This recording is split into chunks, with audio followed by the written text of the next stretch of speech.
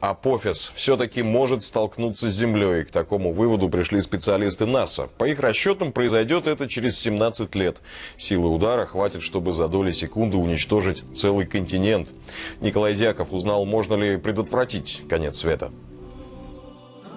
Точное время возможного апокалипсиса известно уже до секунды. Пятница, 13 апреля 2029 года, 4:36 утра по Гринвичу. Таящий в себе энергию 65 тысяч атомных бомб, астероид Апофис с массой в 50 миллионов тонн и диаметром 320 метров пересечет орбиту Луны и устремится к Земле со скоростью 45 тысяч километров в час. От одного его падения выделение энергии будет как от сотни или тысячи очень крупных атомных бомб. И хотя никакой радиации там нет, в атмосферу поднимется огромное количество пыли и наступит та же самая ядерная зима. Ученые ищут способы остановить смертоносный путь. Главная идея – изменить орбиту. Одни предлагают установить на поверхности Апофиса ракетный двигатель, другие – отшвырнуть агрессора лобовым ударом космического корабля, ну а третий – подорвать мощным ядерным зарядом. Впрочем, ученые-катастрофисты вздыхают, все бессмысленно. Этот астероид никто не остановит, потому что он больших размеров. И, в общем, ядерный взрыв, он сделает объемный взрыв. И это, я думаю, это очень опасно, потому что он накроет огромную территорию, как на Тунгуске.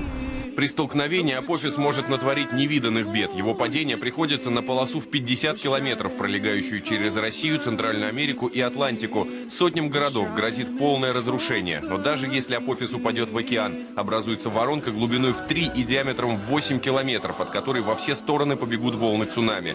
В результате, скажем, побережье Флориды попадет под удар 20-метровых волн, которые в течение часа будут рушиться на материк. Впрочем, в это сближение каменная глыба, как уверяют ученые, все-таки пролетит мимо Земли на расстоянии в 30 тысяч километров. А вот дальнейшие встречи могут стать роковыми. Даже если этого столкновения не случится, на следующих оборотах он будет продолжать сближаться с Землей, и шанс, что не через 50 лет, а там через 150 столкновений все-таки произойдет, останется. Впрочем, в России уже разрабатывают свой способ уберечь всю планету от апокалипсиса. Потенциального врага нужно знать в лицо. Для этого на Апофис планируют отправить так называемый гравитационный трактор. Он изучит поведение этого космического тела, его состав и попробует отклонить орбиту астероида, чтобы исключить даже малейшую вероятность столкновения с Землей. Миссия запланирована на 2020 год. Николай Дьяков и Дмитрий Кайстра. Вести. Быстрее, чем нам кажется. Британская газета «Гардиан» опубликовала тревожный, если не сказать страшный прогноз. В ближайшее